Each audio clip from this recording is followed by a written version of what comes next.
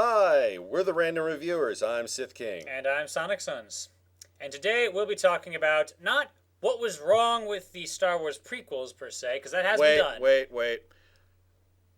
Stay with us. I know we will be talking about the prequels. I just said, I know, it's not that people hate the people who talk about the prequels. They hate the prequels themselves. But if you talk about it and make fun of it, then you can be like Plinkett at Red Letter Media, who got me thinking about how to fix the Star Wars prequels. Yes. And that's what we're talking about. Step one is the most obvious one. No Jar Jar. Yeah, that's so obvious, so I don't even need to keep going with it. You know, Yeah. You can see he was Jar trying to go cutesy. You know what? Jar Jar would be less annoying if the rest of the movie was better. And you know what I mean? Like, oh, then you view him in a more favorable light, whatever, I guess it was kind of funny. And then this awesome thing happened. But instead it was, and then this thing that I don't quite understand happened. And everything becomes more negative. Yeah. Yeah. Maybe if you spoke friggin' basic, which is English in this universe. He speaks basic-ese. Close enough. Yeah. Whatever, yeah. Oh, and better, going down to this city full of Jar Jars. Oh, God. Well, but I actually, that's one of the things I loved on episode 1 was just the visual of the Gungan city. One thing that you have to give Star Wars credit for. Yeah, sometimes the stories may make no freaking sense. Sometimes the dialogue is incredibly wooden. Sometimes the romance sucks in episode 2. And let's not even bring up metachlorians and how that doesn't make sense. You know, at least metachlorians was a small, like it was big to the fans who were like, no, don't frick with the Force. But with the plot, like they didn't talk about it very much. It was like other things were happening. The romance was like a main thing. You had to look at it for minutes and minutes on end. Yes, but those might be problems. Yeah. But one thing you can never accuse Star Wars of doing is having unimpressive visuals. Right. Because, damn, episode 1 was a beautiful movie just from the visuals alone. Yeah, and not just that they have high-power computers, but they have some really interesting, ideas. Yeah. With the Gungan city, for instance. Giant glass bubbles. Right, they could have just done, like, regular buildings energy. Underground, and it would have sucked, no, this is, like, a cool... Are they powered by geothermal energy? That's what I've heard, but then, I don't know. Yeah, whatever. It's episode 1. Yeah. That might have been from Darth and Droids. Oh, yeah. Darth and Droids is a good comic, by the way. Go watch it. It redeemed Jar Jar. That's how good it is. It's hard to do. Yeah. All right, so I would say we're going to start on the sort of broad perspective on what you're doing in the prequels, and you got build up to the original trilogy. It's all about the war. It's all about the Civil War. That's your backdrop anyway. And then in the current trilogy, just episode 2 and 3 were about the war. Right. Episode 1 was supposed to be leading up to it, but it feels detached, doesn't it? It does. It doesn't feel like it has anything to do with the rest of the conflict. The only thing it does is it sets up that, okay, this is the Trade Federation, and they use these droids. Yeah. And then later they provide all the droids. Right. And Palpatine becomes Chancellor, but, you didn't get the real sense of, first off, there being a galactic war and it being very big. And secondly, that Palpatine being so much of a chess master that he really ought to be. They should have tried to have made the movies not so that it was, okay, people who watch Star Wars Episode 4, A New Hope, and Revenge of the Empire Strikes Back, sorry. Anyway. And Return of the Jedi. People who've seen those, they'll be like, oh, it's Palpatine. He's the bad guy in the future. They should have said, okay, this is Palpatine. We're exploring a brand new character. Well, this is us seeing Palpatine for the first time. And you can still do it with, you can do it double, where it's the first time view will make sense and the future knowledge makes sense. It's possible to do that. But what they did oftentimes was, let's bring out something from the originals. It'll be cool. And they didn't really think about how it fit. Yoda, for instance. We're going to get to that, or you want to jump to that right now? Let's start at the beginning. The beginning of the broad perspective I was going for, or the actual episode. So the broad perspective. We have very little organizational skills as is when it comes to our reviews. Oh, yeah. Let's try to keep things in order. Maybe one of these days we'll actually write up outlines for these things. But okay, so it's all about the war. Yes. There's a big civil war. The war should probably start before episode 1 even starts. Start in media res. It gives this sense of scope. Like, okay, we're seeing this beautiful red diplomatic cruiser flying through the stars, and then as we switch around, swivel the camera, it's reviewed that the entire back half of the ship is gone. Ooh, that'd be nice. Yeah, like, and there's like script on the side that if you translate it means, we believe in peace. Ooh. We are the Republic. Yeah. In like Republic Diplomatic Corps. And then it's just, you see bodies drifting out of the wreckage, and you see these huge dreadnoughts of both sides just slamming into each other. Right. You know the scene in episode 3 where it has the huge battle over Coruscant? Right. That's how we should have started the prequel trilogy. Right. And that would be roughly equivalent to how we started episode 4, which was straight up, this giant ship is chasing this little one and they're shooting lasers, you know? Yes. Like, we're into the thick of it. And I'm not saying that to just have action for its own sake and like, oh, more explosions, but set the scene. Have that, there's some fighting, and then maybe we cut to Anakin or something and we see how detached he is from this whole world, but he's about to become a part of it, type of thing. And don't make Anakin, what was he, like 8, 9 years old, something like that? You know what, how about he's like 14? How about 14-year-old kids have lived a bit. They've lived a bit. They've had a okay. They might not have had a girlfriend, but no, but they have crushes. They have puberty going on. Their lives are weird. He can also just be more active. He can run around and maybe pick up a blaster and shoot something. You know what I mean? He can boast that, oh, I survived a sandstorm. Yeah. I once kissed Martha Jones. That would be amazing. Okay, Did she come here from Doctor Who? I honestly just picked that name out of the hat. I'm sorry, but But no, yeah, you know, I don't want to go cliche, but the teenage rebelliousness type of thing. that is an active trope, and the reason it's a trope is because it happens in real life. And it would happen especially for him. He's in this sucky situation. And it wouldn't be him rebelling against his mom, by the way. But it would be rebelling against, like, the world sucks. I'm a slave. What the hell? I need to do something. I live on fucking Tatooine. Right. The closest thing we have to a pool is that sand dune. Are you going to drink that?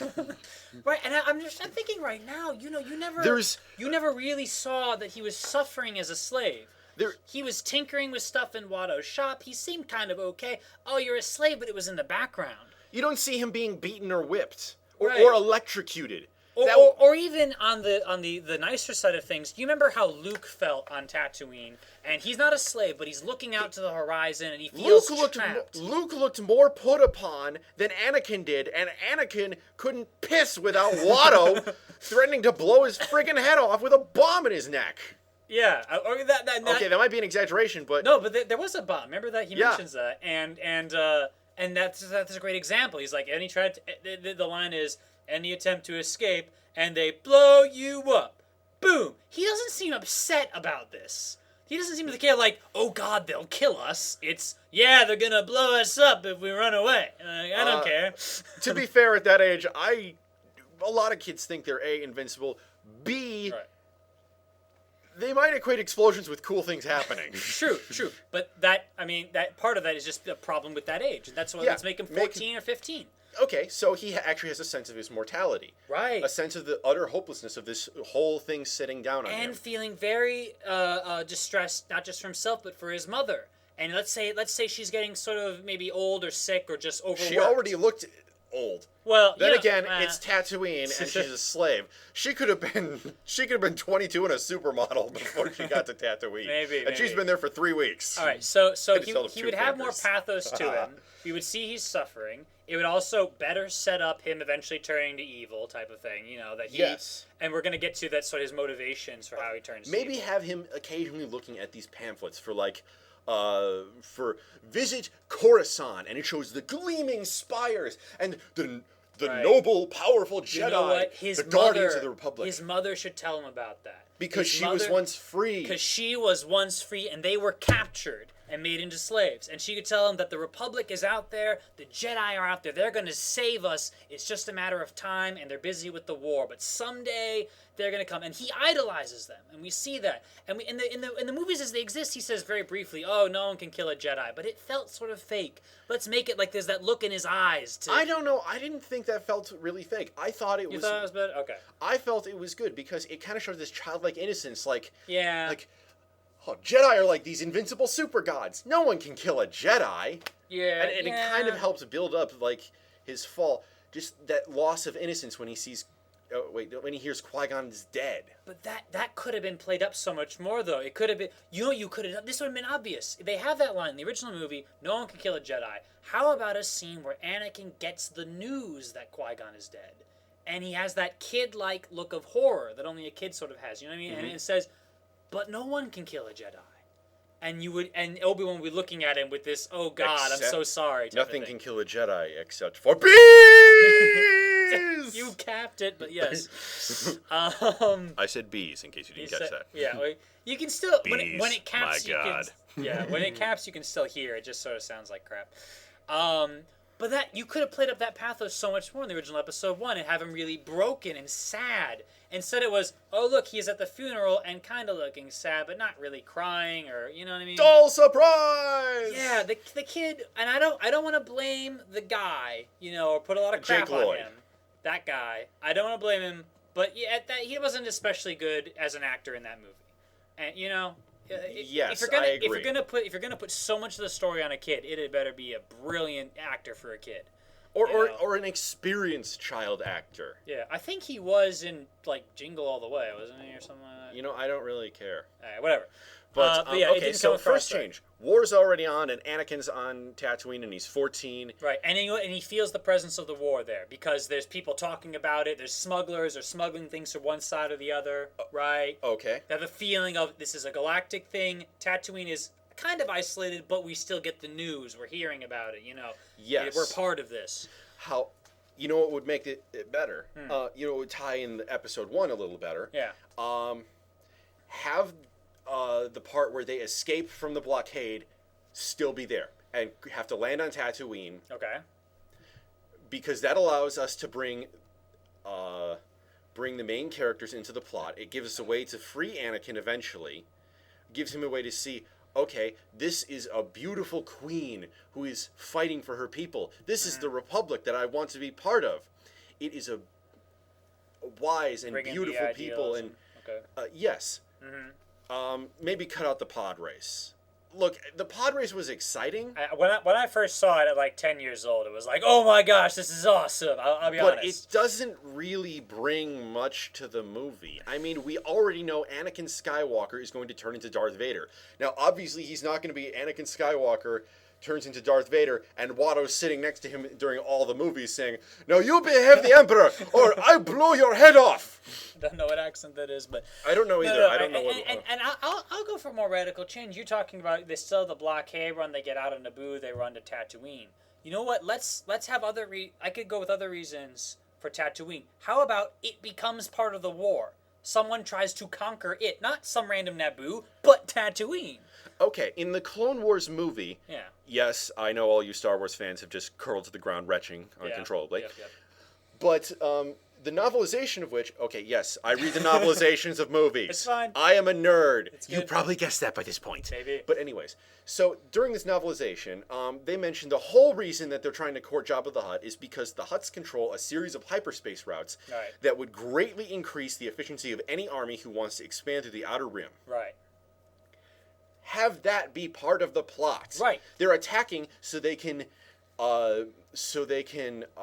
get to Jabba the Hutt and force him to give them access to their hyperspace lanes.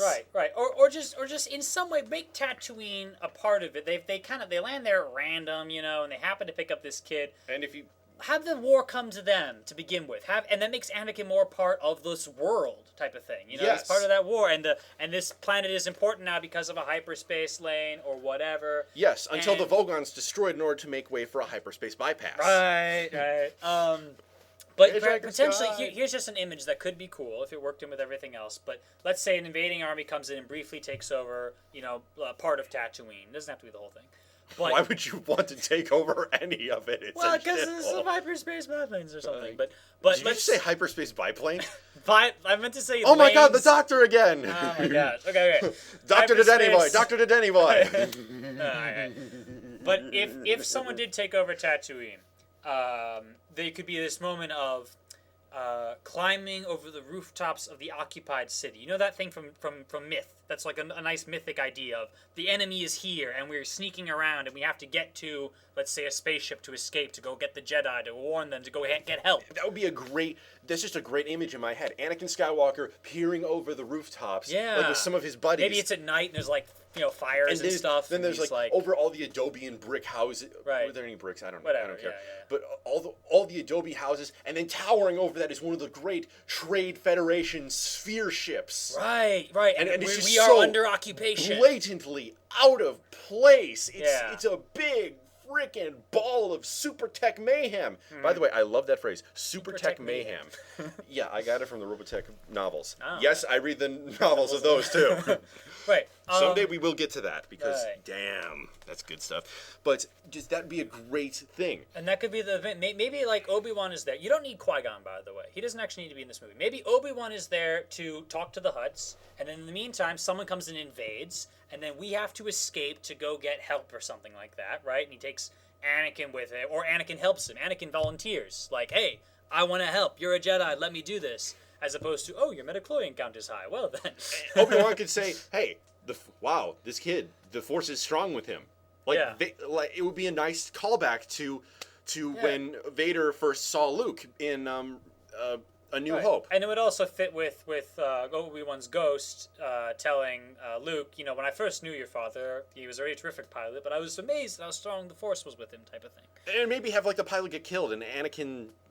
Yeah, if we're going to do an escape scene, you could actually make pod racing part of the plot. He could get into a pod and race through the streets because that thing is going to launch in like 6 seconds and we need to get there. And you're being chased by like Trade Federation fighters or something. Right, or whatever the frick is going on. Just have like Anakin going full tilt down this street, which is thankfully somehow empty because of like a curfew. Because of a curfew, there's no one on the street, so there's no foreign object debris getting sucked into the engines. Except that one guy, and then, oh crap, and then we have to, like, swerve or something. Yeah, or like, the engine explodes, like, at the last second, and the pod flies off, but because it's got, like, anti-gravity units, it skids into the hangar bay, and the ship flies out. Right. And then, like, Ace Ventura pops out. Like a glove.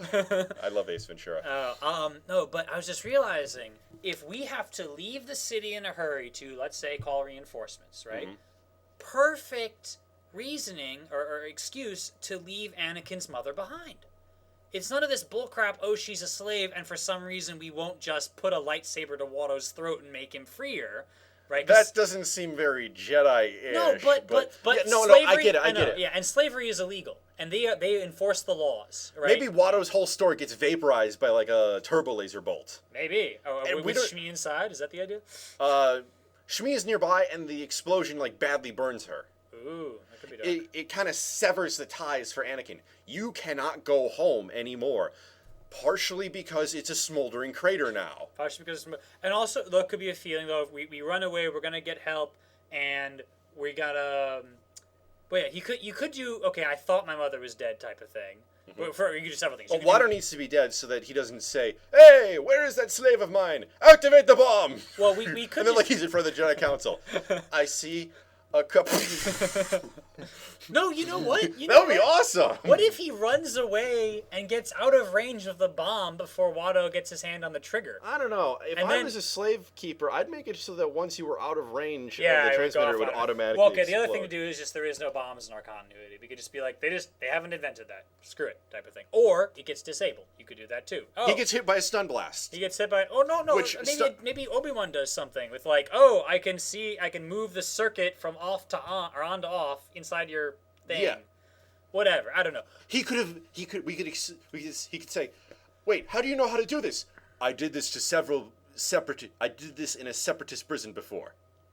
Oh, to free them because yes, because that might be like a standard thing for prisoners for separatist war camps.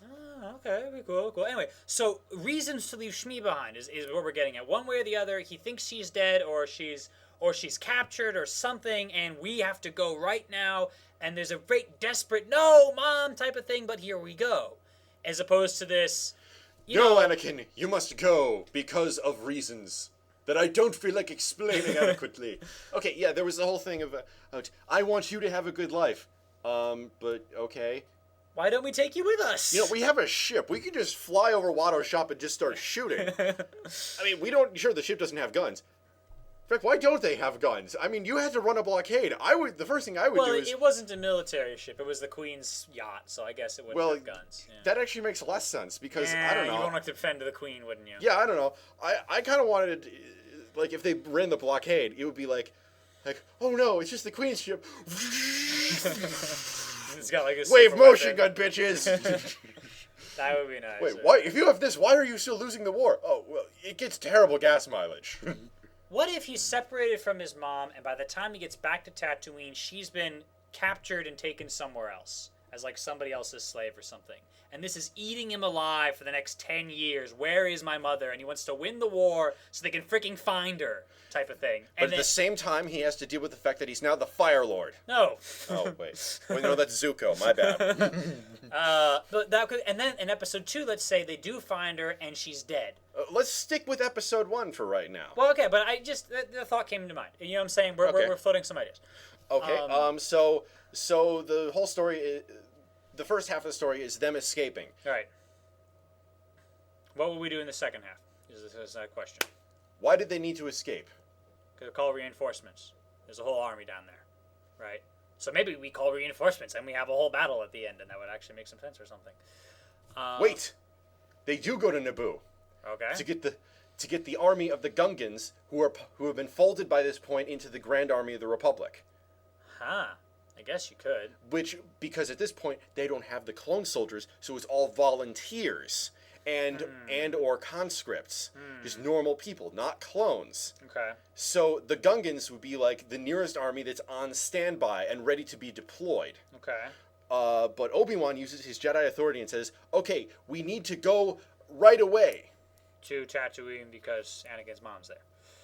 No, because we need to free Jabba the Hutt and free Tatooine because we need the access to these hyperspace lanes. We got to establish how that works, by the way. Is there like a machine down there that can turn off the hyperspace lanes? No, it's actually hyperspace lanes are just areas in hyperspace that are really, really clear. Right. Like you can go a really long distance on them, and there's no stars along that path, so.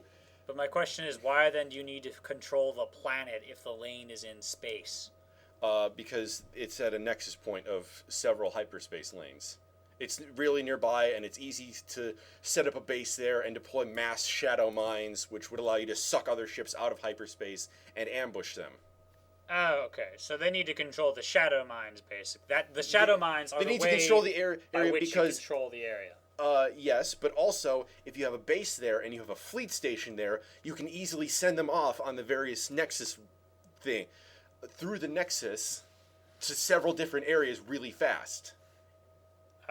It's like controlling a crossroads. But I know it's like controlling a crossroads. I'm just thinking of the crossroads in space versus literally on the ground type of thing. Mm-hmm. Which I guess, like generically, if you have the ground, space is easier because you can do repairs and stuff on the ground. The thing I was actually, okay.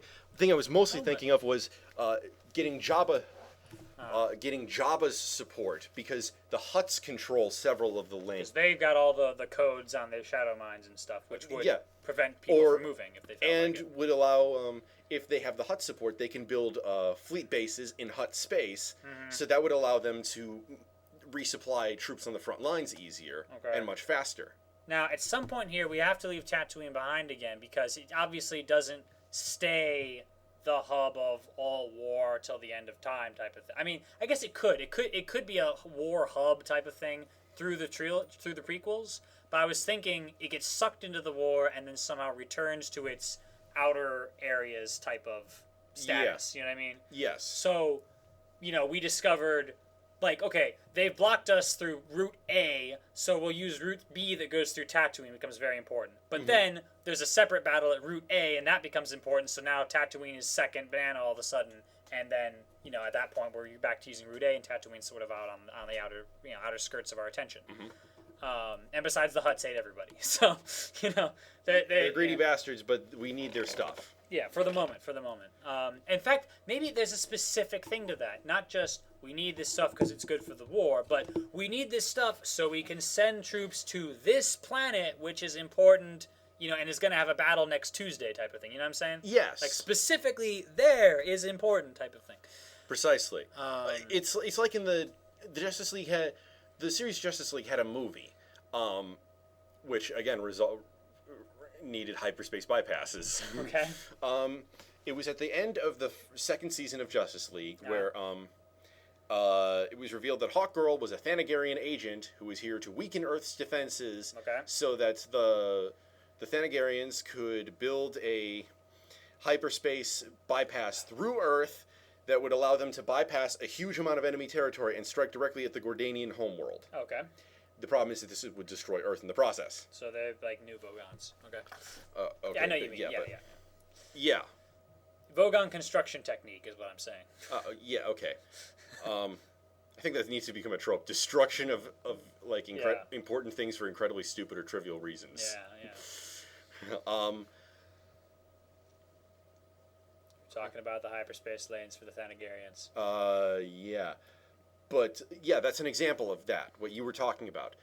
They needed Earth, but they didn't need Earth because they cared about Earth, because they cared about something else. They cared about something else. They needed to get their troops to this point, to point C. Earth was just point B. We need to get our troops from A to C. Right. Okay. So there's a major initiative against the Separatists gonna come up in the next month or so, and we've been planning this way over here, and now they fricked us up. We're gonna go with a backup plan. We need Tatooine. Obi-Wan was on Tatooine back when it was a backup plan, talking to the Hutts to set up their backup plan. Then suddenly, whoa, not backup plan anymore because shit's going down, and they've messed with our first plan, and now they're physically on Tatooine, and we need to tell them that so they can reinvade or something like that. And maybe like the communications networks have been sabotaged. Well, yeah. The invaders that would allows do that when they show that allows them to Obi-Wan a chance to go to Coruscant or some of the other worlds, so Anakin can see a Republic world for the first time. Something that's not sand and shit. Yeah, that sounds like that should be the line for what do you call it? The tourism board at Coruscant. Coruscant, something that's not sand and shit. Coruscant, we're not Tatooine. Oh, we should do the song that ends with, at least we're not Detroit. We're not Tatooine. Not Tatooine. Yes. And now, a brief intermission. And back from intermission. Okay, so what were we talking about? Okay. Not Tatooine. Yes. Okay, so Anakin sees a world for the first time. Okay, I still like the idea of him being tested by the Jedi Council. And I still like the idea of him... Right, but in the normal sense. He's not... Let's not do Chosen One. I think just drop it. He was a kid... He was a kid who became a Jedi, perhaps particularly motivated, perhaps particularly young for the rank he achieves or something like that. But he was one of many. And then, of that, just apparently nobody who came from nowhere, who had no sense of prophecy, he ends up destroying the Republic with the help of Palpatine. Yeah. Let's stick to the present for right now. I mean, yes, it's good for the future. We go all over the place naturally, but right. Well, if you're gonna bring up the lack of prophecy, I have to point out, where his arc is kind of. Yeah. Okay. We could even work on this. If the war's been going on for a while, and the Jedi, one thing that I suggested earlier when we were talking about this earlier, I guess I said earlier twice, but whatever. That's fine. One thing I suggested was that the Jedi are getting less mystical. That they're wise. They're becoming more less of that. Yeah. Less bureaucrat. More bureaucratic. The war has taken the toll on Jedi ideals. Yes, it's become more bureaucratic. Maybe Anakin is recruited. Yes, he's too old, but he's another body we can throw on the fire. Right, so that's more callous, is what you're saying, really. More callous, more bureaucratic. Okay, we can send you 3 Jedi to this war front. Less enlightened is what we're really saying. Yes. The Jedi become less enlightened. They become more mundane. Well, but they still have superpowers. Yes, they've... We still hold we, as Westerners, still hold kind of this semi-mystical ideal of monks. Yeah. Like... they're monks. They can survive for 1,000 years on a single drop of dew And it's that and a dose grain of rice. It's that dose of philosophy, and not just Yes. the superpower, but the mental, spiritual Yes, ideal to they're it. strong, they're powerful, they live in this temple high above the clouds, and they have this wondrous wisdom and spiritual strength. But the Jedi don't have that anymore. Or not as much anyway. Yeah. Yeah, so- they could continually lose it as the movies continue if you want. You know, the years go by, another decade. Yes. Anakin's older, and they're even more callous and don't care as much. But they'd be more like Psychor from Babylon 5. They just seek to control the Force users because this is what the Republic needs. We are the guardians of the Republic.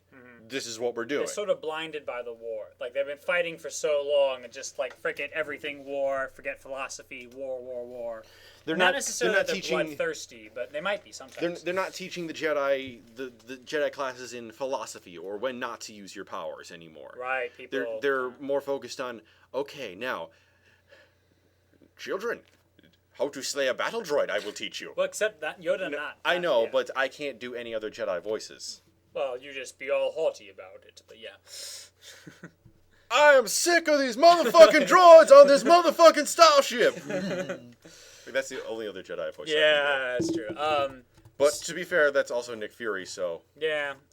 If we're bringing in the Jedi, we're talking about Yoda, and they in the prequels they made Yoda was on the council. he was the leader of the He council. was de facto leader. They didn't seem to have a leader, but he did the most talking.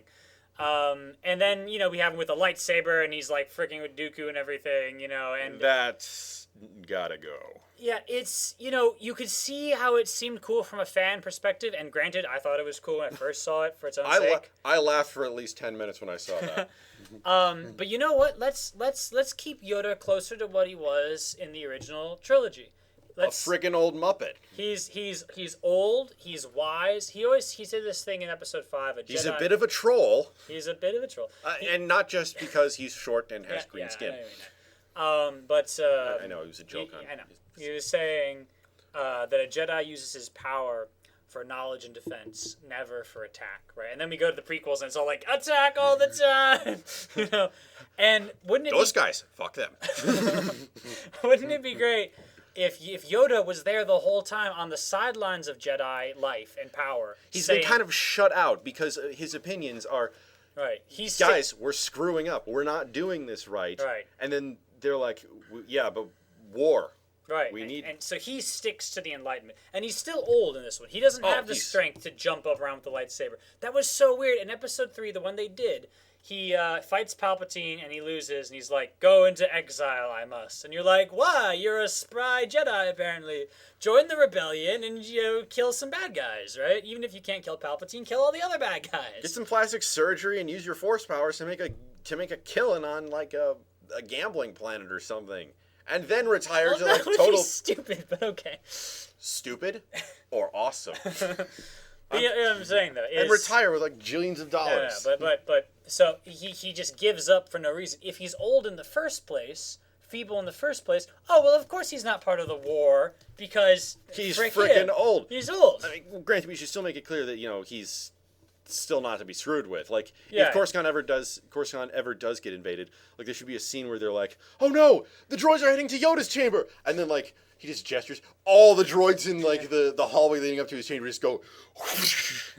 That was what droids sound like when You they're know being what? crushed into pancakes. If he does defeat somebody, he should do it in this very subtle, sort of tricky way, type of thing.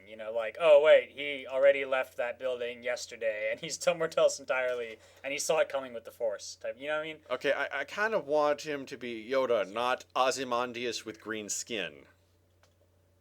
Ozymandias? Yeah, I remember now. But I already did it 33 minutes.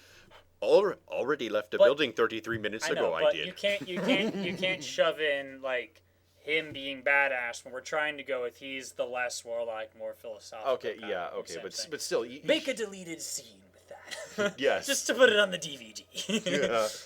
yeah. But yeah, and he trained Obi-Wan. Skip Qui-Gon. He trained Obi-Wan. It would fit with the original trilogy so much better, right? And it would give it Yoda would an ally. It would give would- Yoda an ally. It would make Obi-Wan unique from the other Jedi. You know, like he would still be following their orders and stuff, but in the background, he sort of feels like, yeah, they are sort of losing their enlightenment. We do need to fix this at some point. But at some point, you know. Mm-hmm. And this would be great because he could mirror Anakin for a bit. Now, we were talking about how the Jedi are becoming more corrupt, not straight up evil, but more, you know, losing their way. Becoming more worldly. Worldly in a bad way. And how, you know, you see evil on both sides of this. Yes. The Separatist side and the Republic side. They're both doing bad things. Mm-hmm. And Anakin starts to see, like, oh God, first off, my ideal, the Republic, is destroyed as the movies go on. Not just in episode 1. It's not just one thing either. I mean, I've read several fan fictions that show Luke Skywalker or Anakin like seeing a lake for the first time, and they think they've gone insane because it's so much standing water in one place at one time, and that's an awesome scene idea. Someone should do that because it's just this cultural shock. You think Anakin and you think, oh, it's just a human. He lives a lot like around where I live. No, this is a guy who lives in the desert.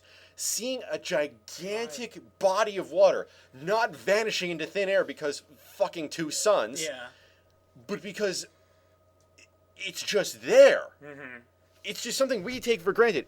And that's something that should be put in because it would really help define Anakin. I'm just thinking of that now. When 8-year-old in the prequels they made, he goes to Coruscant and shows absolutely no reaction to his new surroundings. He's like, "Whoa, what are metachlorians?" Instead of, "Oh my God, a building, a flying machine, panic!"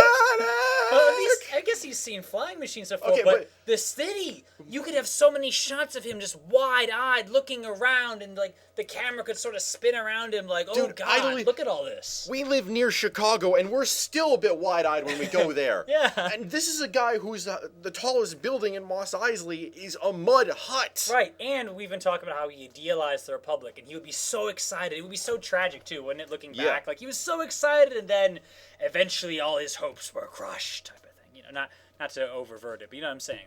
Yes, it would be a subtle thing, played out. Like over 3 movies. But as soon as he looks down, he sees, like, there's poverty and dirtiness down at the lower levels. Right, because Coruscant isn't even taking care of its own so much when it's fighting the Separatists so much. And by the way, that's not us reimagining things. That's canon. Yeah, it's... The bottom levels of Coruscant are pretty much uninhabited except by hobos. Yeah. And monsters. Yeah. You can imagine spending some time down there.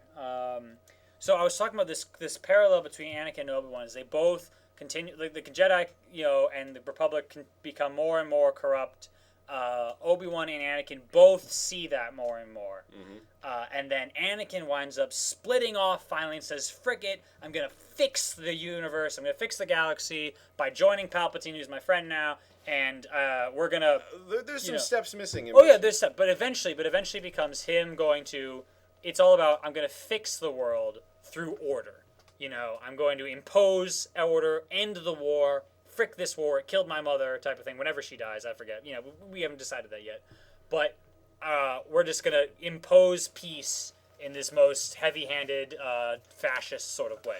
And then Obi-Wan, you know, veers off the other way, so at the last moment. His conscience remains pure, and he says, no, the Jedi have their problems, but this is even worse. And Anakin wouldn't see it, you know, but they were in parallel for a while there. But I think one of the really big plot points we should... I know I keep cutting us That's off, fine. But one of the things we should talk about is the clones and how Anakin reacts to that. Right. Because, let's face it, they are... In Star Wars, clones are not considered people. Yeah. They're considered... they're like droids. They're essentially organic droids. Right. And we're not getting into the Yuuzhan Vong at this point. No, skip that.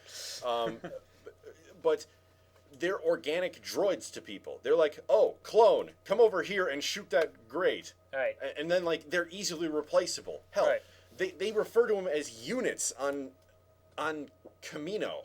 Yeah. Then again, you know, it's standard practice to call a military unit. Well, okay, but the point, the similarity, though, is that they're like slaves. And Anakin... was a slave. Yeah, this that never could be a big deal. Yeah, we never see this affect him in any of the media. No, yeah, there's no thought of that. He treats them like people, which is great. That's wonderful. because that's one thing I really hate is when people Yeah, they- unintentionally create slaves. Right. But that's something that Anakin should be like, Horrified at, yeah. yeah. Especially people giving speeches. You could have people giving speeches like, thank God, we don't have to send our sons and daughters off to war. Yeah. Now we can just send clones to fight for us. Yeah. Or, oh my God, 1,000 clones. Well, thank God no people were killed in that explosion. Oh, yeah. You could do a we have reserves trope, so to speak. Yeah. Yeah. Except they don't even realize it because they're thinking clones. And Anakin could have this moral outrage to it, and then he finds the Separatists are doing the same thing. Which I would have clones on both sides. I wouldn't have clones versus droids. I'd have, like, frick it, there's evil on both sides. Or they have slaves on the other side, even if they're not clones. Yeah, slaves, but not clones. I do like You do like this. I love the droids. Yeah. I am a technophile. Yeah. Except not in a disgusting way. I mean, I just love machines. Yeah.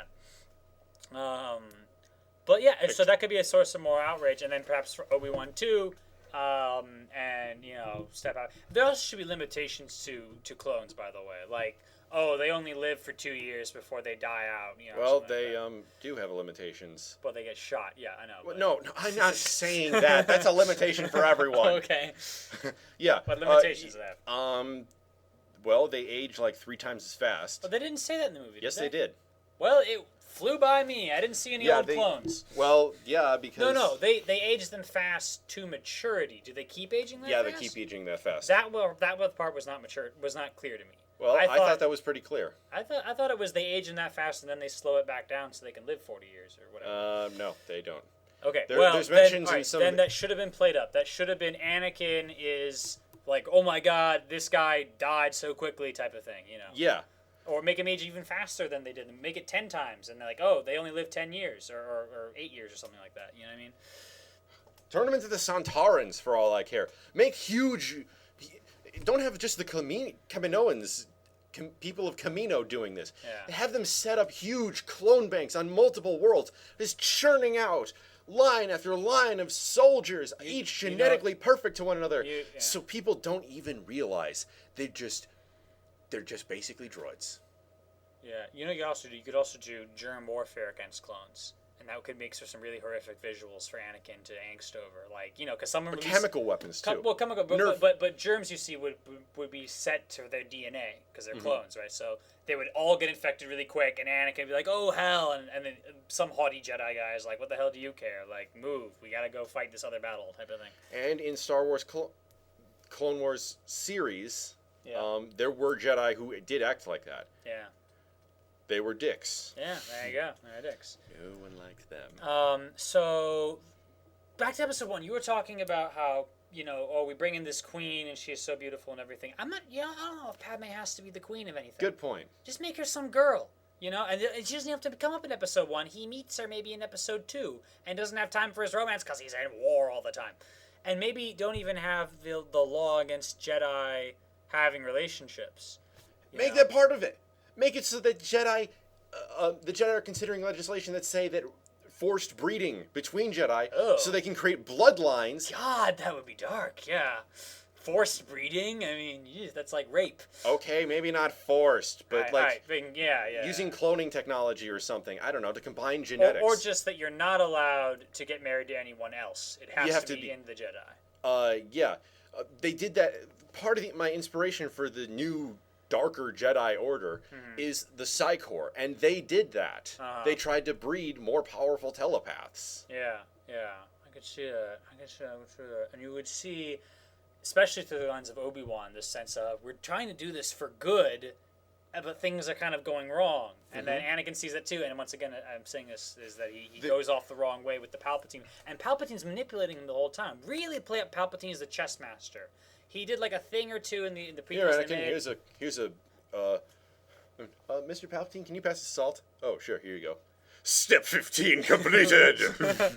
No, but like, if the Jedi have some sort of air of darkness to them, again, not straight up evil necessarily, but very controlling. Very controlling. And given that they already have the slave soldiers, they're trying to control even who he can love and marry. Right.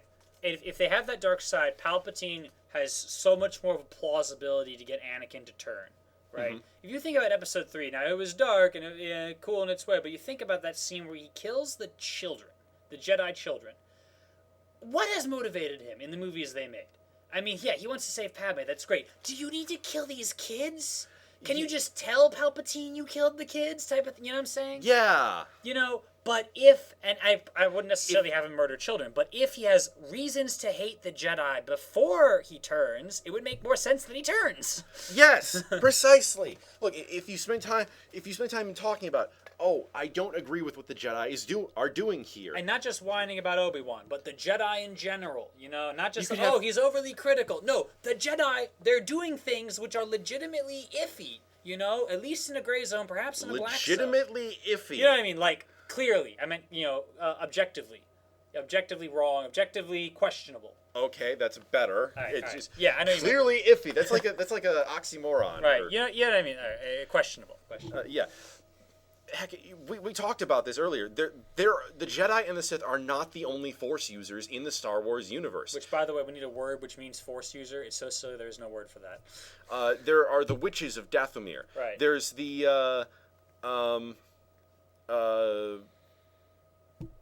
Some other guy. the White Path Order, which Luke once visited when trying to find his mom. There's Other people. It doesn't matter. yeah. But he could have a brief meeting with one of those. Yeah, and, just like- to get the idea that, the Force does not the same as the Jedi. You can be a Force user and not be a Jedi. And it wouldn't be could- a Sith that he meets, just this other person. Maybe like get reports that children are disappearing from these enclaves or groups, and then like finding out that there are Oh, they've been conscripted into Jedis? yes. Ooh. Could be dark. Yeah, we're going to have to play with that balance and how dark the Jedi go. But as the series continues, as the prequel continues, Yes, they would get more and the more war- dark. The war is driving everyone insane. And you know War what? is hell. That's something that they should emphasize. They could do that if you want to do a And darker then- prequels, yeah. And then finally, everything goes pitch black when when Anakin stops being Anakin. He starts being Vader. He takes Right. over the galaxy with the Emperor. Right. And then the original trilogy would take on this whole new light. Yeah. It's a not New Hope. Yes, A New Hope. It's no longer the Empires could become the very thing it hates. It was founded by Anakin to stop this, and now it has become evil. Right. And so we need to tragic. finally put an end to this. The rebels are actual good guys this time instead of that, gray versus gray we had this whole, for 3 movies. Yes, Yeah, precisely. wouldn't that be great? Yeah, yeah. You almost want to have like a 7th movie that is an interquel, not interquel, but as a intermission between the movies, Yes. the trilogies, and it would be not much of battles or anything, just very subtle or personal stories about the formation of the rebellion and show its morality. I think Lucas is doing that actually. Is he? Not a movie, a series. It's like Star Wars Rebels. Oh, well, let's say okay, yeah, you could have made a movie out of it. But yeah, you could have, and then Palpatine could insinuate even darker things than the Jedi are actually doing. We could talk Which- about like, he tells Anakin, they're using their mind powers to frick with all the senators, or Yes, they're- which actually Palpatine was doing. right, but that's just it though. That's what an evil guy would do. He'd blame everyone else, right? Yeah. He'd make you think he'd get you all backwards, and it would be all tragic and stuff. Except he'd do it better. He'd say someone has been interfering with Right. with the senators using mind powers, and since Anakin doesn't know that he's a Sith, he'd be going, well, who are the most prevalent source of Force users in the galaxy? Right. And you could start by thinking, there must be a few rogue Jedi, and then it grows to like, oh no, it's And then it's he starts- the top brass. He starts looking into the Jedi and starts finding more and more questionable objections. Like he Right. finds out that he was led into the Jedi not because he was strong in the Force. I mean, yes, he is strong in the Force, but Right. but because we needed more Jedi to replace the ones that are dying on the front lines. Right. And this is good because you could feel sympathetic to the Jedi too, because they are getting killed, and you could see this whole deal, this whole trilogy we've made is about good people turning evil. What if we have Padme be a Jedi? Ooh, a Jedi. You think so? Well, think about it. It would give us a sympathy. She could be kind of naive, and And it's like she gets recruited at a similar time, or maybe she gets recruited early, and he meets her there, and she's been there for a few years. yes. Okay. It would mean that she's sympathetic to the Jedi, which would give him a reason to sever ties with her. And it would allow for marriage inside the Jedi Order, which we already discussed that the Jedi in this new universe were But the idea of that plotline, though, was to make Anakin struggle because, oh, I want to marry someone who's not a Jedi, but I never can't, mind then. type of thing. But you could have, she could be someone who's affiliated with the Jedi, like, see, the word that comes to mind is like a secretary, but that's stupid because I don't want to make a sexist remark. You know what I'm saying? But No. yeah. How about an assistant to a senator? She could be a senator's assistant. No. I'm thinking there's like an official term for this. Describe It's it like to a you. go-between. Gopher? No, Oh, is there? I kind of know this word. not ambassador. Inter something. Yeah. Liaison. Liaison. She's the liaison for the Senate or to the Jedi. or a liaison. I'm sure they would have like 100 of them at least. Yeah. She's But yeah, one of the liaisons. so he would have a reason to meet her, perhaps. That's a possibility. Yes. It's a possibility. But she she's could like become a force liaison. null. And she's well, Not null for. just a regular person. She's a Yeah, muggle. She's a muggle. She's a Vong. She's a Eugene Vong. I was totally thinking of Luke is a Vong hybrid. what's the sidekick's name in Warhammer in Caiaphas Cain? Jurgen. Jurgen, yeah. He's a blank. He's a blank, right? Yeah. So it's a possibility. Another possibility is that she could be of the lower caste of the people who live lower on Coruscant, and he would be hanging out there because like he understands these people, and furthermore, like, hey, there's a lot of poverty down here, and then meets her and hopes to bring her to a better life, and then crap gets in the way, type of thing. Okay, that actually works better than the liaison thing. You think so? Yeah. Because then you have societal pressures Yeah. pushing them apart, as well as Jedi pressures. Right. And let's mention But, one thing explicitly. Also, Oh, it right, would yeah. it would fit in with his character as being more sympathetic to the common man, Right.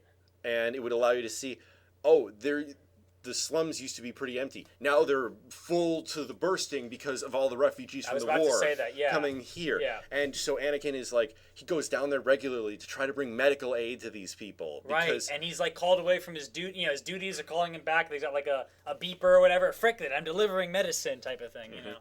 And there might even be a few other Jedi who hang out and help him with that here and there, type of thing. Especially Obi-Wan, I think, would understand and then be torn between the sort of thing, type of deal. And the Jedi, in their bureaucratic way, by the way, would probably not say just, oh, frick those people. It would be, oh, don't worry, we have a shipment coming down, but the shipment is always 2 weeks late, type of thing. Like, no one ever Yeah. gets around to paying attention to these people, Yeah, or they might even just say, we can't afford to give medical supplies to these people because we need them for the war. Because we need people for the war. Yeah, or an ongoing... And you could have Anakin be one of the fiercest fighters in the war for a while. Like, okay, I'll just win it, And then find that, no, it's not, first off, not getting won this way. And secondly, my side is kind of evil to begin with. And then he becomes more disillusioned in episode 2, let's say. And starts... Actually, episode 1 would be pretty much him getting integrated with the Republic. So episode 2 would be him starting to get disillusioned, right? Right, well, perhaps he's already as of the beginning, of episode 2, he's integrated, and then he gets disillusioned. Right. That's what I'm saying. Yes. Right.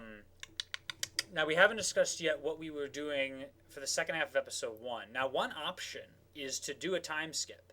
And the first half is him getting out, and then it's his training, and we do it sort of, a couple of scenes, almost a montage, and then the next big part of the plot comes in, and, that would depend on where his mother is the whole time. And, because if she's on Tatooine, he'd be like, I need to go back now and get her. Okay, he completes his training, and then, he goes through the abridged training that... Yeah, he becomes like a Jedi cadet or something. He's not a knight yet. He's just, you're allowed to he's walk not a around. cadet, he's not a Padawan yet, he's just a cadet. Yeah. But he gets sent back out almost immediately to the Outer Rim because, well, it's been a year by this point that he's just been going through all this Jedi training. Okay. And the Separatists are still on Tatooine, and they've been using Tatooine's strategic location to launch raids deep into Republic territory. Yeah. Do you suppose we could actually, blow up the hyperspace lanes? No, that's impossible. In canon, I know. But if we were making our own canon, right? Well, this would be... I'm just saying we're not making our own canon. We're trying to fix the original canon. I know, but what I'm saying, though, is... First off, the movies have their own thing, which is sometimes contradictory with other media, though they do a pretty good job of that. Yeah. But secondly, we were talking earlier about making Tatooine on the edges of our attention again. And if there is a way, especially, we can invent new things. Like, oh, we'd invented this device or something, you know. Like a gravity bomb or something. Like a gravity bomb or something. That would disrupt hyperspace that would just, because it would create massive mass shadows, make it jumping impossible. Right. At least for like 20 years, let's say, before they fade, you know, before it fades to normal. Make it 5. Just 5. Okay. Any that case, seems more that could plausible. go off at the end of episode 1, right? And that would put Tatooine out of our focus. yes. Type of a thing. And let's say, so where does Anakin's mom wind up in all of that then? Does she want to be, we think she's dead, and then we find she's alive, but then she's dead again in episode 2? I actually like that option. Like, one of the things Anakin could do is, oh, the bomb's effective finally cleared out of Tatooine. I'm going to find my mom, and then we find that what happened. And then, so he finds like the remains of Watto's shop, and we assume that she's dead, like that. Yes, but then we find out that she got freed, We or he? He. He finds out she was free. She was free, but then she died anyway. Because in of all the civil unrest, because Tatooine rose up against the Trade Federation forces that were now stuck on Tatooine. Okay, you could do. I was thinking, he thought she was dead, because a shop got blown up, type of thing. Then it turns out she was captured, or no, he could even just think she's captured or killed by the Separatists. In any case, something is it's all the Separatists' fault, and this would feed his integration. And then the second movie, he finds she wasn't dead; she was just captured, or she was captured to begin with, and she winds up dead due to some callousness on the part of the Republic.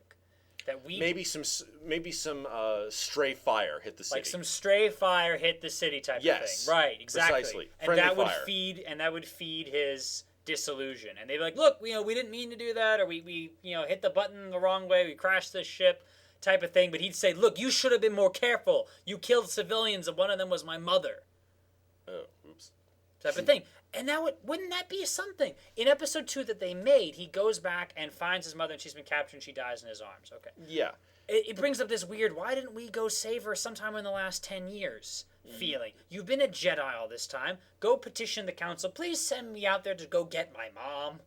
Right? And there was no sense of the war being so big that it demanded his attention, because the war didn't even start till the end of episode 2. Exactly. So and it's if all it's a about, matter, it should be all about the war. If it's a matter of money, then maybe Anakin. He could raise it somehow. I mean, He's shown to be a great pilot. He could do stunt racing in his free time. Racing or something. He could raise funds as a freaking charity. Hi, I'm a Jedi. My mom is in trouble. He could get a job as a mechanic. Yeah. He built a pod racer. He built How much more 3PO for no reason. Yeah, I wouldn't have 3PO built by Anakin. Yeah, I would have him be part of the diplomatic staff. I would give him a smaller role than he has in the prequels they made. I'd have you see him in the background or something. He works with senators, ambassadors. He works for Bail Organa. That would put him in the right place for the next bit. And maybe R2, it could be more plausibly involved as a repair guy that works for on Jedi ships or something like that. Or for Bail Organa. Or for Bail Organa. Or also for Bail Organa. That's possible. Yeah. In fact, yeah, if we're going to eventually give Leia to Bail Organa, let's have him introduced earlier than episode 3. Let's have him, he's a guy, maybe he's going to be part of the rebellion, right? Maybe he has moral qualms about things too, and there's a bit of a connection there, Yeah. Yeah, see? That could be a thing. That could totally be a thing. All right. So, skip the 3PO, and we left Jar Jar a long time ago. So, so Lucas, if you're listening to us and you have a time machine, go back in time, because Lucas, if you can hear us and you have a time machine, we need you to stop 9/11 and Hitler. Oh yeah, that too. Yeah, But if you have a time machine, what are you doing wasting time doing the internet? Yeah, but you see how we're tying everything together. Just for instance, the way his mother died, it was part of the war. Everything should be part of the war. Anakin's intro, part of the war. Why he had to flee, part of the war. The Jedi corruption, part of the war. Palpatine's manipulation, all about the war. Anakin's missing socks, part of the war! And Anakin turning evil is him, I'm going to end this war, and we're going to win finally, and make an empire, and frick everything. Finally, yes. And it all ties together and becomes so much bigger, and makes sense. Exactly. Although we keep the droidicas. Because damn, I love droidicas. Yeah, they're cool. Just don't do the fast run thing that they never use again. That made no sense. Like, there should have just been a door there. Like, oh, we slipped through this door. That's how we got away from them, you know. But they did the fast run thing, and then it's like, oh, wow, why didn't we ever run fast ever again? Especially at the end there when there was the freaking pink force fields, and you could have made it through. Throw your lightsaber and make that go fast, and like Yeah. have it go through Maul's brain. Yeah, yeah. Oh, a random thing I was thinking of. The Jedi could have this sort of refrain of, or a particular leader Jedi could have a refrain about, we do what we have to do. You know, this might not be pretty, but we do what we have to do. And Anakin could quote it back to his face when he turns. I'm doing what I have to do. Slice his head off, type of thing. Like, wouldn't that be a nice little parallel? Yeah. Depending how you phrase it, type of thing. Oh, another thing we're thinking about, Palpatine, he's tempting Anakin. Again, not all about Padme and whatever. Skip the whole birth thing. She's pregnant, but she's not going to have birth complications. It's all about she could get killed by the war. Yes. In episode the war 3, is there what's should important. in episode 3, there should be a near-death experience for Padme. And in episode 3, there is the Battle of Coruscant. Right. So there could be a ship that like nearly crashes through a window. Or type just of thing. stray shots from the battle just raining down on the city. She could get wounded. She could have like a big scar on her forehead or something. You know, she got nearly. Careful in how you do it. We don't want her to look like she has a lobotomy. Okay, whatever. She could be wounded though. She could be visibly wounded, and every time he looks at her face now, like she's missing an eye or something. Like, oh God, you know, I want to make sure nothing ever touches her again. Wouldn't? Yeah. I am Padme of Borg. You will be assimilated.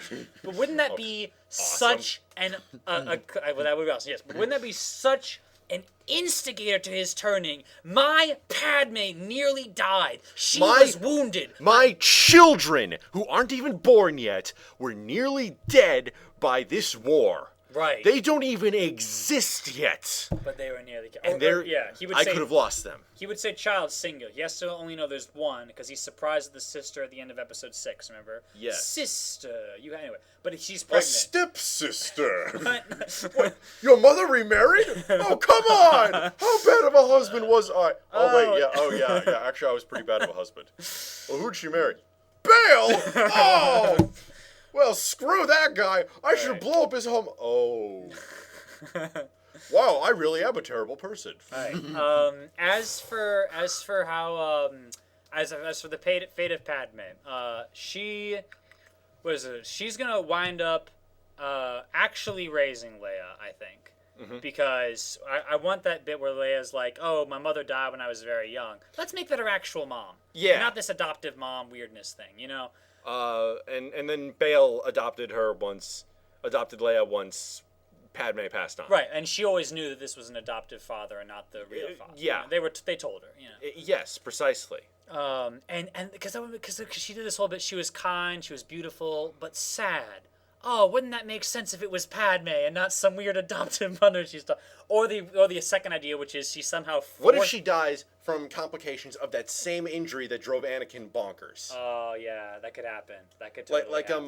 Like if it was a near miss by a turbo laser, it's like, oh, you have radiation poisoning, right? And it's of a type that we can't cure. They can't cure, but at the same time is relatively well known because of how widespread the war is, that lots of people have this, even though there's funding for it, for finding a cure, that everyone still knows about this just because of how many turbo laser bolts are flying around. How is that important that whether or not everybody knows about it? So long as the doctor knows, that's all. I had no idea. I just thought it was kind of a cool idea. That's, okay. That, like, it's like some unique form of cancer or something. Okay, yeah, I could see that. So we were thinking she flees from Anakin like a abused wife flees from her husband. You know, it's very he hasn't actually hit her or anything, but it's, oh my God, he's evil type of thing. Like she realizes, like an abused. Yeah, it's just that sense of fear is what I'm talking about. Yes. And so she runs, away from their home. Where Anakin should leave her a message. She's like, hey, I'm doing what needs to be done. The war will be over soon. But she knows what he's talking about, and it's like, oh God, it's true. I'm doing what needs to be done so the war will be over soon. Also, I'm picking up a carton of milk. But she runs. Say hi to the kids for me. And flies off on some ship, possibly with a fake death involved. And instead of Obi-Wan, so in episode 3 that they made, Anakin confronts Obi-Wan. He's like, you turned her against me. And it's like, You know, Anakin, I think she turned against you because you murdered a bunch of children the other day. Also, because you are a gigantic at that point, you were a gigantic flaming sack of dick. And soon to be literally flaming. Yeah. Although that brings to mind gay. No, that's not what I meant. That's what I meant. Oh my God, boys! We're gonna blow up Alderaan! We mean no disrespect to actual gay people. We're just being silly. I do. No, you don't. All right. Okay, I don't. But I mean disrespect to gay Vader. okay, but Because God, flamboyant Vader is something the universe does not need ever. true. So Padme flees, and Anakin confronts Obi-Wan, not with "you turned her against me" type of thing. It's "you kidnapped Padme, didn't you?" Or "you killed her," or "you allowed her to be killed," or something. You let her die. You let her die. Yeah, and it could be that could work really well with a faked death. Like they had two identical ships, they blew up one, it was empty. You know. So It doesn't have to be necessarily identical ships. It could just be like she went on one bulk container, and Oh, that's true. Yeah, and then like thousands he, of this bulk container are made every day. So like just another one is going by with similar markings. or there's a ship which is her ship, which took off, but she was actually on like Obi-Wan's other ship, and so he sees. Or she missed her flight. He sees her ship, and it gets blown up, and it's "you let her die," and then that's what makes him turn on Obi-Wan, and that's the fight.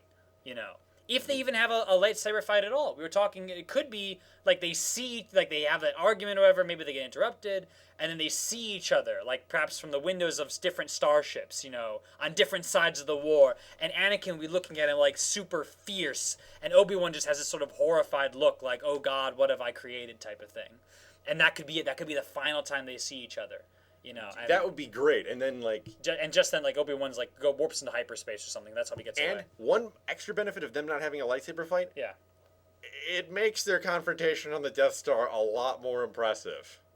Because I guess it's because it's their first actual fight. Yeah. Well, yeah, and that and go from episode 3 where it was like da da da da da, and they're like flipping and doing all these awesome kung fu moves with lightsabers and stuff, and then like it's like two men with Arthritis, it's like two men with arthritis just kind of tapping yeah. sticks together. But which I will grant, due to this technology, the age of the actors, the bulky suits, that's how it was at the time. And it also that really works with Obi-Wan's attitude. Which is that at that time he's willing to let himself be killed. You know, if you strike me down, I should be more powerful than you can possibly imagine. It's like, hey, I don't need to go all out on you. You know what stinks? I'm just talking he to you. Screwed up there. More powerful than you possibly. Oh God, this just hurts. Oh, I was wrong. I was very wrong. No. Help me. Oh God, I did not know that hurt. Yeah. Wait, how did I not know that hurt? But that could work. We were talking about they had other Sith show up in the prequels, waving around their red lightsabers. You know what? Don't do that. Have just the war going on. The Sith are Palpatine and eventually Anakin, and he is the only Sith in the movies who actually wields a lightsaber. And it becomes symbolic of the fact that he used to be a Jedi. Precisely. And that's cool. I mean... And there used to be Sith like 1,000... This is like... I love this idea. 1,000 years ago, there were... 10,000. Whatever. A long time ago, in a galaxy far, far away. An even longer time ago. There used in the same damn galaxy. There used to be a whole bunch of Sith, and they were totally conquered and wiped out.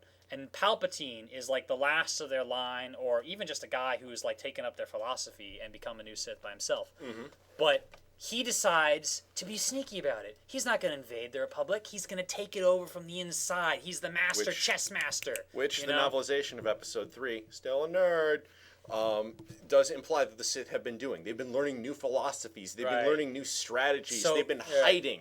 They've been focusing on the rule of two. So emphasize that by making it just Palpatine, skip Darth Maul, and Count Dooku, especially Count Dooku. Maul was pretty cool, at least, but Dooku is just an old Maul just have as like an assassin type dude. Yeah. Maybe have him be part of like some ancient cult of some place in the god awful middle of nowhere. Right, and he could still work for Palpatine. And like just have him carry a fuck off huge axe, or like a grenade launcher that shoots laser.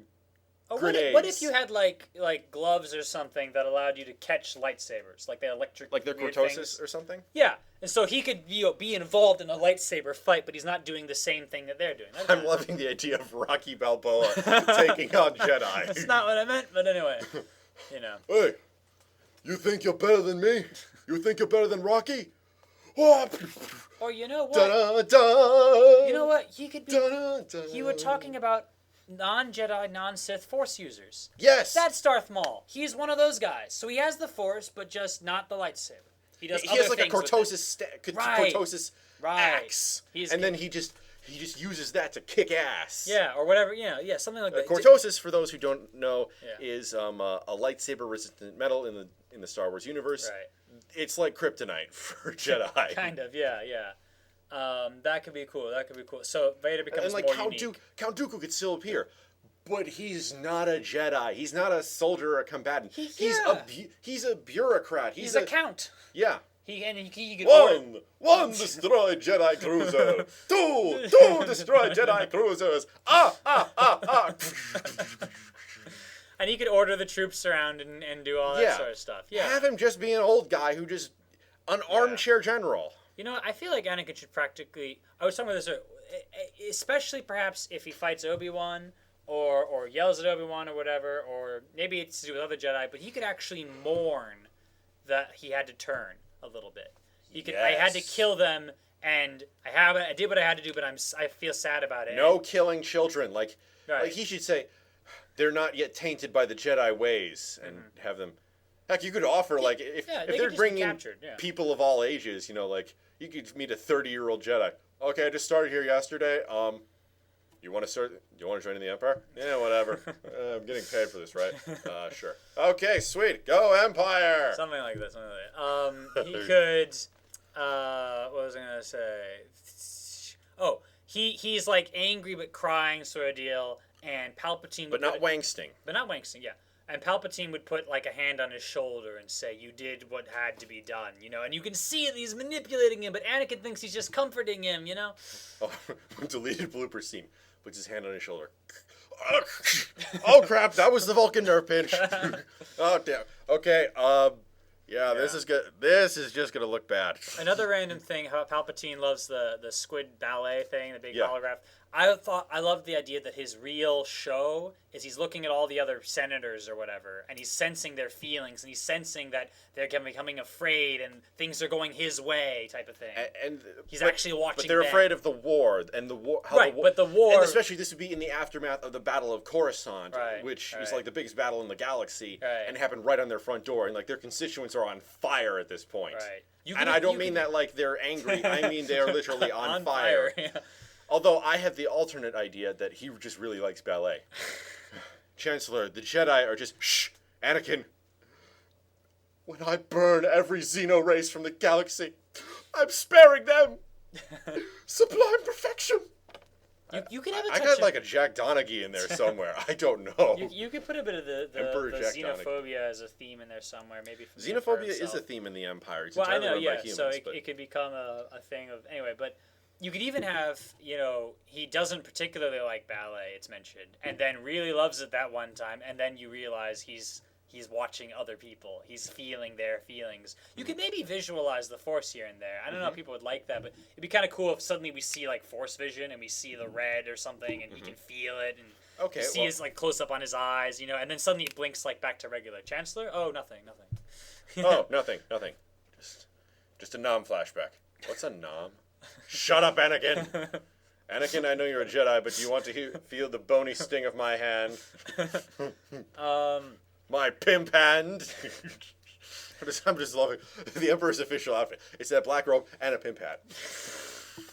That would be interesting. You're the Emperor and you can shoot lightning from your hands. Who would question you? Don't show that lightning, by the way. Plinkett pointed this out in Red Letter Media. Like, oh, now suddenly Dooku can do this because he's like a level 12 Sith or something. When the lightning shows up in Episode 6, first off, a surprise. But secondly, it's very much evocative of what Palpatine is doing in the scene. He wants to torture Luke, He, probably could just, make his head explode or something. But no, I'm going to torture you type of thing. And I'm very sadistic about it. Keep that for him. As opposed to Dooku just, zap because I can. And, oh, wait, you blocked it. Never mind. Lightsabers, I guess. It lost its emotive value. Or maybe hint at it, maybe he likes a cigar or something, like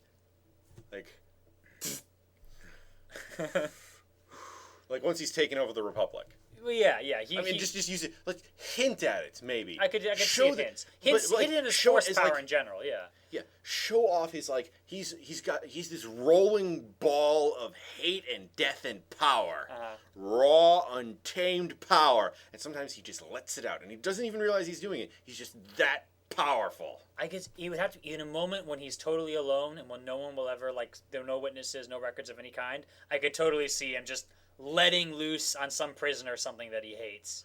And don't even show it. Just, like, cut to the side and cut back, and there's, like, a jagged corpse type of thing. Jagged corpse? What's it called? Very worn, like it was very old or something because it's just been fricked up Mummified? so much. Like, yeah, but that's not the word. Mummified means preserved. I mean, decayed. Yeah. Like, super decayed because he used force powers. Yeah, or I like the idea of like just like he's getting very angry like after receiving a bad report or something. Yeah. That like Anakin is developing closer ties with someone that I don't want him to get close to. Right. And like his desk and lights start flickering a little just because he's generating electricity inside of his body, but he's keeping it controlled.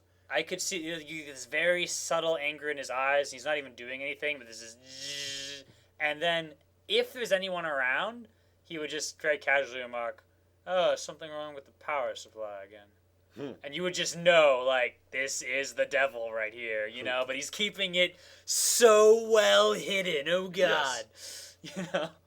And then I'll ram my over posterior down your throat and lay eggs in your stomach. But I'm not an alien. I love Mystery Science Theater, by Are the we way. going to have a reason why he turns ugly? Or is he, like, ugly in the first place? Or is that just age? Or Well, is that, by like... the time of the second movie, I mean, the original trilogy, he's really freaking old. Yeah, you know, age is simple. It's just... And using dark side energy is known to corrupt, so we can just say, okay, he's older and he's corrupted a little more. Yeah, we can do. Especially considering how much would you believe Obi-Wan... Yeah. I mean, Palpatine's age in the movies is 26. Is it? No. What? I've been screwing with you. I'm just like, wait, I thought it was He's 26. I thought maybe it was like some weird time warp thing. I didn't know that. No. Like I said, it ages you faster. Oh, okay. Yeah. And if considering how much Obi-Wan ages from when we see him in 3 to when we see him in 4, I can take Palpatine being really old. Okay. You know? Yeah, but especially if we also start him off granted- older than he was in the movies they actually made. Mm-hmm. You know, so he's already like 60, or I guess he kind of was. He was or older, depending on how the Star Wars people age. I mean, they live in the space future. Yeah. That is also the distant past. Whatever. It's like the future. I kind of like to see what the space present is like in the Star Wars universe. See how advanced that is, or if they've blown themselves to holy hell. That would be sad. Given what we know about the Star Wars universe, and it's been at like constant war for 300 years or so. At this point in Star Wars canon, yeah. We were gonna have. Okay, one thing I was going to mention before I forget. Yoda should totally give some speech, very sad speech about Anakin's fall. You know, not necessarily Anakin in the room, just like, you know, he just reflects on how tragic this all is. Yeah. Because he would be the wise guy who would reflect on it. And One of the most powerful scenes from Episode 3, one of the things he did very, very right was when Yoda, he feels all the Jedi across the galaxy going out. Yeah. It's like, okay. You could even play that up more than they did. Yeah, you could. It's like, he's like, oh God. He drops his stick. He's just so, oh, no. You know what? That the ability to feel that sort of thing should be more the province of Yoda than other Jedi, because he's more empathetic, more philosophical, more... Precisely. He senses that, and he would sense the total horror of it type of thing. Mm-hmm. And he teaches that to Obi-Wan, who senses Alderaan in Episode 4. Yeah. You know what I'm saying? Yeah. Yes, that would be a nice little callback. Like, oh, this is truly the student of Yoda. He is taking in Yoda's ways. And do that with the Ghost thing, too. Either A, Ghost is entirely a Yoda type thing. Maybe he talks to the ghost of his master type of deal. Mm-hmm. Or B, it's just more so his province and other Jedi, they're too busy type of deal. I was going to come up with... Or the corruption of the mortalization of the Jedi have made them incapable of doing the ghost thing. Right. I was going to do something with you can only talk to... If other Jedi do ghosts, you can only see ghosts of people that you knew in life. And that would explain why Luke does not see 1,000 Jedi at the end there, like, hello, we're here too. Hi, guys! You know, it has to be someone you had a personal connection with while they were alive. That would make sense. Yes. That would be a Force That thing, would you know. exactly work. And then we could mention not just that you knew them, but you had a bond. And that would really emphasize when proper Darth Vader shows up as a ghost at the end. Yes. And it, oh, not just that I knew him, but we made a connection in the last minutes of his life. Yes. We loved each other as father and son, you know. Yes. Wouldn't that be awesome? Oh, yes, that would be awesome. Yeah. All right. Was there anything else? I don't know. So many ideas. We've been doing this for an hour and 20 minutes now, almost on the dot. We might want to break this into 2 parts. We might. or several even. 10 minutes apiece. We could do that. Yeah. I suppose if you're watching this video, you already know what we did. So congrats on being in the future. How's it going over there? Send your emails back in time to July 10th, 2013. And if the apocalypse happens before this is released, then to the 8 men who eventually became our successors, ook, ook, ook, ook, have a banana. So to sum it up, basically, Star Wars that would make sense. That's all about the war, that feels like a connected world, Yes. that gives Anakin's reasons to turn, that builds those reasons from the beginning, that makes him more involved at the beginning by making him a little bit older, that makes it focus on Obi-Wan by getting rid of Qui-Gon, put Yoda outside his, outside the normal circles. Make the war bigger, make lightsabers exclusive to Vader, And Jedi, but you know what I mean. Yeah. Make him mourn the losses, make him more conflicted. He still turns evil Padme- by the end, definitely, but we can see why. Padme lives and raises Leia. Luke is raised under a different name. Actually, we have to change episode 4 to make that work. So, Yeah. oh well. But if we were going to change episode 4, you would call him Luke Lars, and then he finds out, oh, I'm actually Luke Skywalker. Wasn't Anakin Skywalker a famous Jedi? And that's how I would do that scene. But that's Yes, different. That's not the prequels.